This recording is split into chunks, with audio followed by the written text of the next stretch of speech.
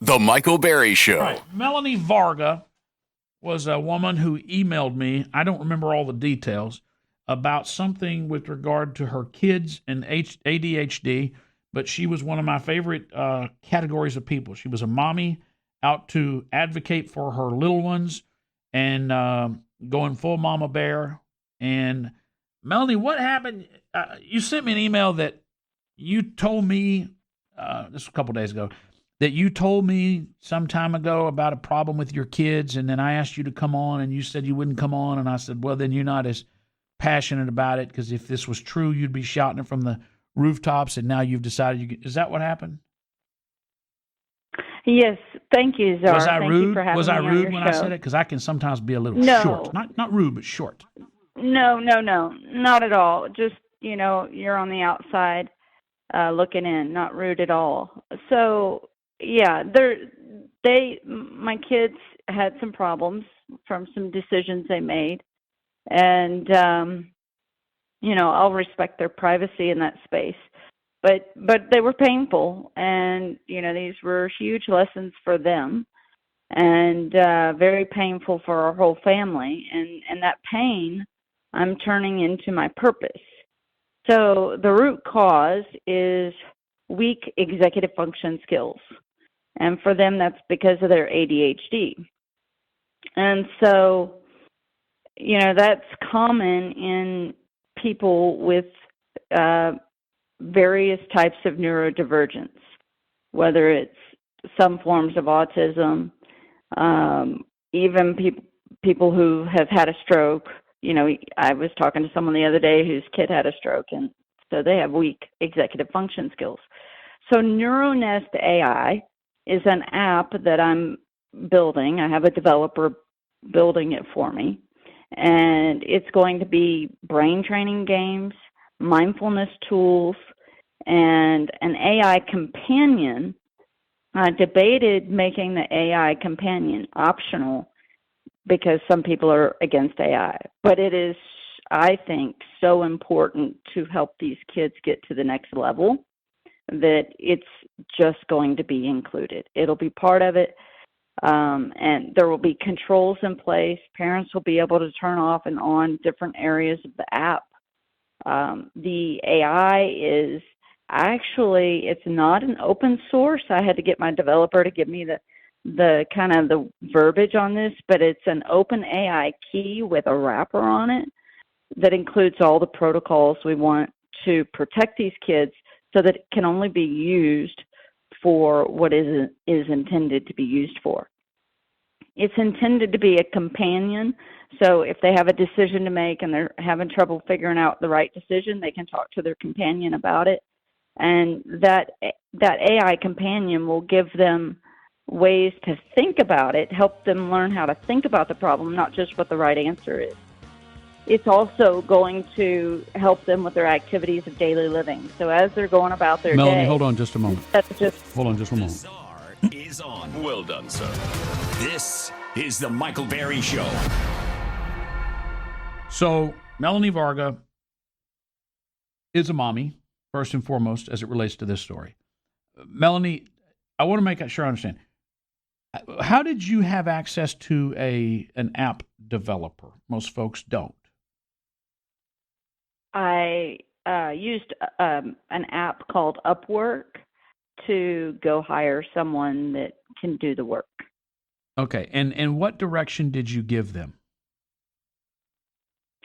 I basically took some time to think about it. Started out, I just wanted brain training games. I needed to get my kids making better decisions. I thought, just a brain training game.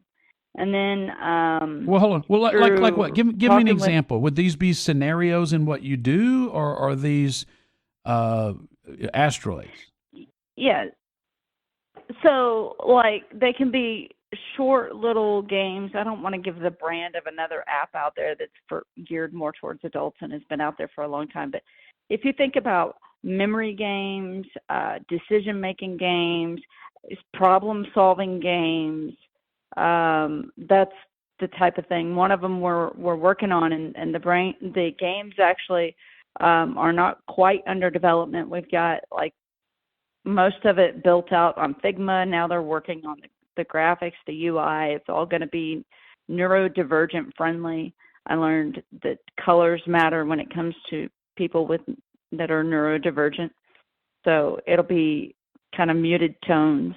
And so these games, that was just my first, reactive, how do I get better decisions? But it's more than that. So I didn't realize at the time, though I most clearly do now, that mindfulness is a huge part of it.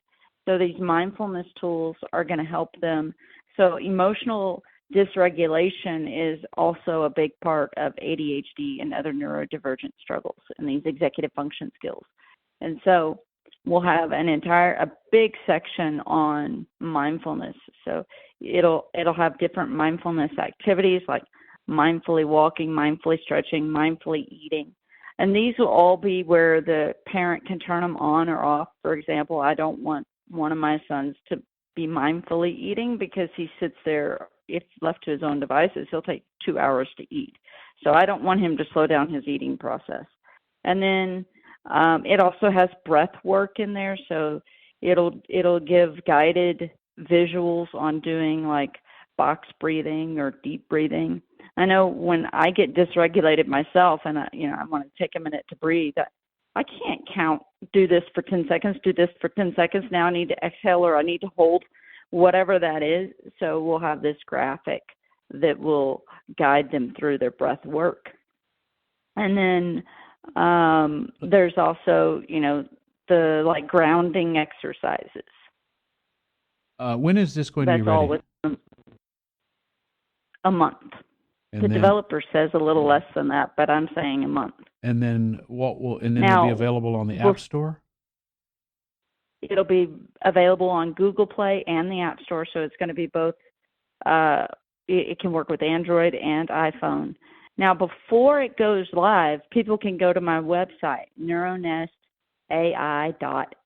Neuro what? So neuronestai, neuro, N-E-U-R-O, nest, N-E-S-T, AI.app.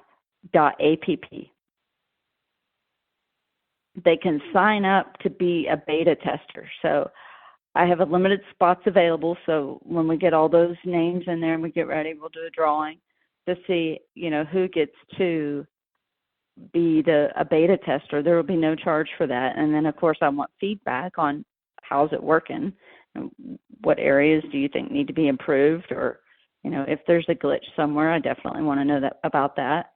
And then once we're done with that, then we'll make whatever corrections or adjustments we need to make, and then it'll be released to the public. What does it mean to you to do something mindfully? You said to walk mindfully or to eat mindfully. What does that mean to you? Sure. It's about being in the moment and thinking about what you're doing and the environment you're around. When you're doing that, you're observing, what's in your environment. What do you see? What do you smell? Sometimes what do you taste?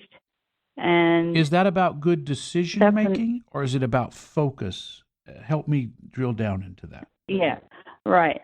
So the app is about strengthening your executive function skills. Decision making is an outcome of that.